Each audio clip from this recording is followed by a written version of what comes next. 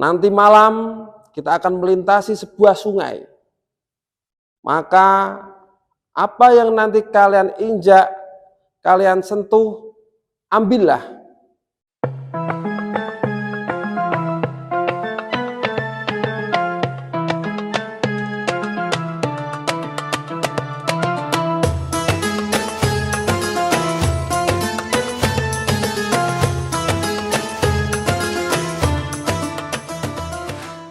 Assalamualaikum warahmatullahi wabarakatuh. Bismillahirrahmanirrahim. Alhamdulillahirabbil alamin. Wassalatu wassalamu ala asrofil anbiya'i wal mursalin sayyidina wa maulana Muhammadin wa ala alihi wa sahbihi ajma'in. Amma ba'du. Pemirsa yang berbahagia, tanpa terasa kita sudah berada di pertengahan bulan Ramadan. Mari tak henti-hentinya kita panjatkan puji syukur kehadirat Allah Subhanahu wa taala, yang mana dengan karunia nikmatnya kita dapat melaksanakan ibadah dalam bulan yang penuh berkah ini. Kita ucapkan alhamdulillahirabbil alamin. Sholawat serta salam tak lupa kita haturkan kepada baginda kita, Nabiullah Muhammad Sallallahu Alaihi Wasallam. Beliaulah yang telah membawa kita dari zaman jahiliyah menuju zaman Islamiyah, dari zaman gelap gulita menuju zaman yang terang benderang dengan cahaya Islam. Pemirsa yang berbahagia, kita berjumpa kembali dalam inspirasi Ramadan, yang kali ini saya ingin mengawali dengan sebuah kisah. Al-Kisah, pada masanya ada raja yang bernama Iskandar Dzulkarnain. Raja Iskandar Dzulkarnain yang ingin melakukan perluasan wilayah, ingin menaklukkan sebuah daerah. Di pagi harinya, Raja Iskandar Dzulkarnain berpesan kepada para pasukannya, "Wahai pasukanku, hari ini kita akan melakukan perjalanan untuk menaklukkan sebuah daerah. Nanti malam kita akan melintasi sebuah sungai. Maka apa yang nanti kalian injak, kalian sentuh, ambillah." Kemudian perjalanan pun dimulai. Hingga akhirnya malam hari yang gelap gulita datang dan kemudian para pasukannya melewati sebuah sungai. Dalam melewati sebuah sungai ini, pasukan dibagi menjadi 3 golongan. Golongan yang pertama, mereka yang melewati begitu saja, tidak menghiraukan dan tidak mau mengambil apa yang ada dan diinjak dalam sungai tersebut. Mereka menganggap bahwa yang diinjak hanyalah batu dan tidak ada manfaatnya sama sekali.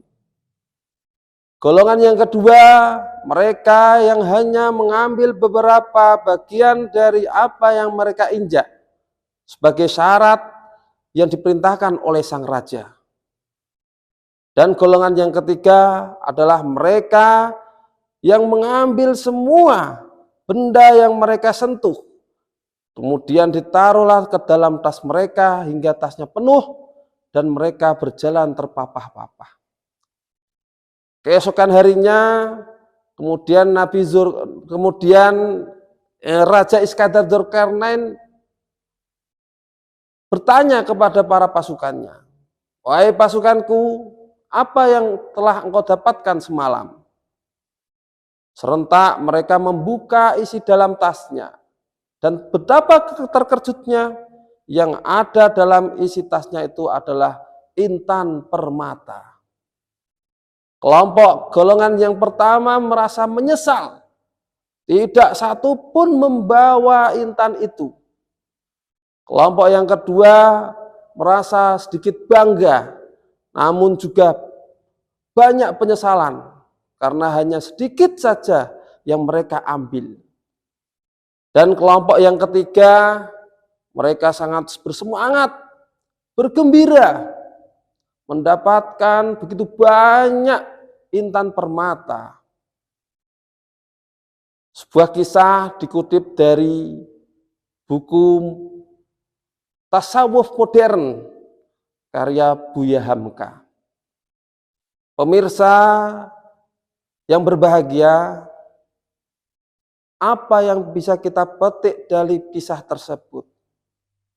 Kita tahu bahwa kita sekarang ini berada di bulan yang paling suci, bulan yang paling mulia, bulan penuh rahmah, bulan penuh barokah, bulan penuh ampunan. Kita dihadapi 3 pilihan. Pilihan yang pertama menjadi golongan yang pertama, pilihan yang kedua menjadi golongan yang kedua, atau pilihan yang ketiga menjadi golongan yang ketiga. Pilihan yang pertama, apakah kita melewati bulan Ramadan ini dengan hanya sekedar beraktivitas seperti biasa, tidak melakukan puasa, tidak menjalankan perintah, bahkan mengabaikannya. Atau menjadi golongan yang kedua, kita mengambil perintah, melaksanakan sebuah perintah hanya sekedar menggugurkan suatu kewajiban. Yang akhirnya apa yang kita dapatkan selain dari lapar dan dahaga. Atau mengambil golongan yang ketiga, yaitu mengambil semua keberkahan yang ada dalam bulan suci ini, menambah segala aktivitas ibadah-ibadah kita untuk mendapatkan pahala yang ada di bulan yang mulia ini, mendapatkan ampunan dari Allah Subhanahu wa taala, hingga akhirnya kita terhindar dari bara api neraka. Pemirsa yang berbahagia, dalam akhir perjalanan Ramadan ini sisa 15 hari lagi, mari kita tingkatkan amalan-amalan kita menjadi pilihan yang ketiga untuk bisa mengambil segala keberkahan, segala rahmah, segala ampunan yang sudah disediakan oleh Allah Subhanahu wa taala. Syukur-syukur, alhamdulillah nanti kita dapat menjumpai malam yang paling mulia, malam Lailatul Qadar. Malam yang paling utama, malam yang lebih bagus dari malam 1000 bulan. Hingga akhir dari perjalanan Ramadan ini nanti kita menjadi insan yang fitrah. Demikian inspirasi Ramadan kali ini, semoga bermanfaat. Segala amal-amal ibadah kita di bulan Ramadan ini diterima di sisi Allah Subhanahu wa taala, menjadikan kita insan yang semakin takwa dan kembali ke fitrah. Amin Allahumma amin. Billahi taufik wal hidayah. Assalamualaikum warahmatullahi wabarakatuh.